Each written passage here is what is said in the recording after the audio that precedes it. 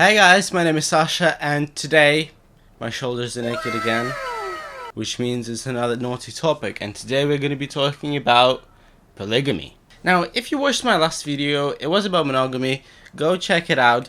I kept saying it was polyogamy, not polygamy for some reason. I apologize for that. But today, I did a little bit more research on the topic and found out very interesting things which probably a lot of you don't know about. So let's start with the definition of polygamy. Polygamy is the practice or custom of having more than one wife or husband at the same time. Or in zoology, it's a pattern of mating where an animal has more than one mate. Do you see that seagull? It probably has mated with multiple seagulls. Ooh. Yes, it is true. Pretty much all of the animals are polygamous apart from humans. And even with humans, the practice of monogamy has only started like 10,000 years ago according to different genetic studies. So how come monogamy is a thing now and polygamy is being often frowned upon? That's what we'll discuss today. Let's talk a little bit about history, because in my last video I didn't really cover that. A lot of the historians agree that monogamy has evolved simply because of the agricultural culture. People would live together and it would make sense for them to mate with only a limited number of people, usually one or two. This way they can look after their offsprings, this way they can protect the land. So generally this just made sense. Then religion came into place, promoting monogamy even more, and that's how pretty much Europe has become a monogamous state, where mostly monogamous relationships are promoted, not polygamous. So we'll get on to the topic of gay polygamy a little bit later in this video, but at the moment let's discover what states do allow polygamy and why.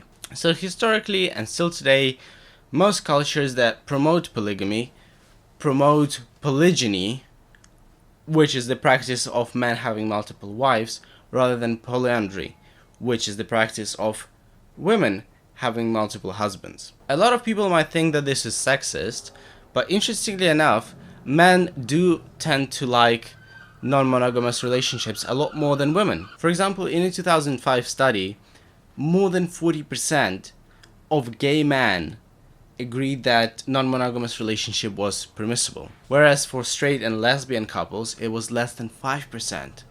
Guys, 40% for gay men and 5% for lesbians and heterosexuals. That is a really big difference. So statistics shows that gay men do tend to be in open relationships a lot more. Is it because they are permitted to do so rather than their heterosexual peers? We don't know, but the fact is the fact. So is it okay for gay guys to be in a polygamous relationships, and what are the consequences of that? Well, there are a few points to be made here, and I think one of them is definitely a more interesting, diverse sex life. As much as you can explore things with one person and as much as you can find different ways to satisfy yourself and your partner, there are only so many things you can do with one person. When it comes to many people, it can be so many different situations, it can be so many different interesting scenarios. Essentially, this is why porn is so popular, because a lot of men do have this fantasy of having sex with multiple people, and very often they're not ready to satisfy it. That is why they usually go to visual porn or read different erotic stories in books just to satisfy that need. I'm not saying that any monogamous relationship will have boring sex life, because to be honest, very often that is not true. There are definitely some times where it's more boring, sometimes where it's a lot more exciting. It's just normal. For some people, it's a lot easier to have sex with other people than try and fix what they have right now at the moment with their partner. And you do see quite a lot of couples who have been together for a few years and then they start being in a non-monogamous relationship just to explore themselves a little bit more, just to make the sexual life a little bit more interesting. And the fact that they're doing it with multiple people means they learn quite a lot. Usually those people who are in non-monogamous relationships tend to be a lot better at sex.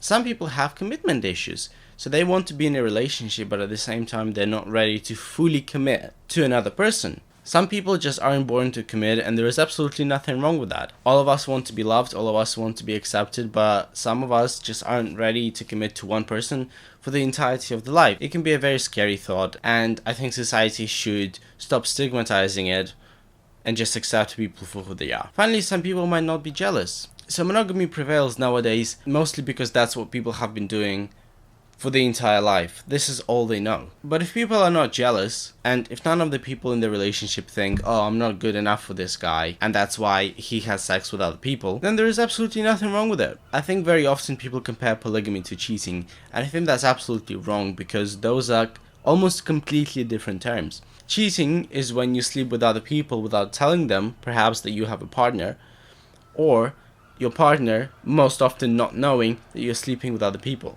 This is called lying, this is called conceiving, and this is called lack of communication, which all destroy a relationship from the inside. Being in an open relationship means that both of you agree that you want to try and explore things with other people sexually, not romantically, and there is absolutely nothing wrong with that, because both of you agree that this is an optimal way of being in a relationship. If you are in a gay relationship, or if you're in a straight relationship and you think of exploring these things, and if you think maybe we should be in an open relationship, or at least try doing that, I think you should. Definitely give it a try, definitely explore it. And if you decide that for some reason it is not for yourself, if one of you is way too jealous, or if one of you is way too concerned that you're gonna run off with someone you slept with and there is just no trust between you anymore, you can always stop it, try and make your relationship back up, and forget about it as if it was a nightmare. So that's it, guys. I really hope that this video was useful and informative. Like,